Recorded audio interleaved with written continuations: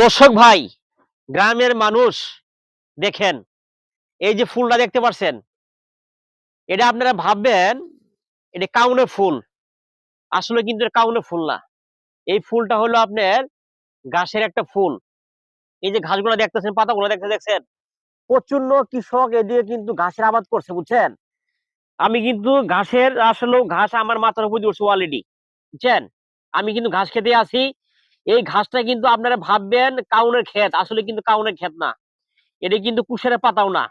এটা কিন্তু এই ঘাসটা আগে কিন্তু গ্রামে ছিল না। বর্তমান কিন্তু কৃষকরা কিন্তু এই ঘাসের আবাদ করে।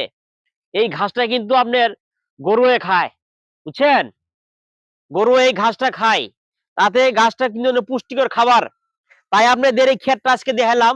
মাশাআল্লাহ, অনেক কৃষক ভাই আবাদ করছে, মাশাআল্লাহ অনেক সুন্দর এখানে ঘাসের আবাদ হয়েছে। ইনশাল্লাহ আপনারাও যারা গরু পালবেন এই ঘাসটা অবশ্যই খাওয়াবেন। এই ঘাসটা খাওয়াইলে আপনাদের গরু পুষ্টি হবে। ঠিক আছে ভাই, আজকে এই পর্যন্ত থাকলো। আর যদি ভিডিওটা ভালো লাগে অবশ্যই একটা কমেন্ট দিবেন, পারলে একটা শেয়ার করে সবার দেখার সুযোগ করে দিবেন। ভালো থাকবেন। আল্লাহ হাফেজ।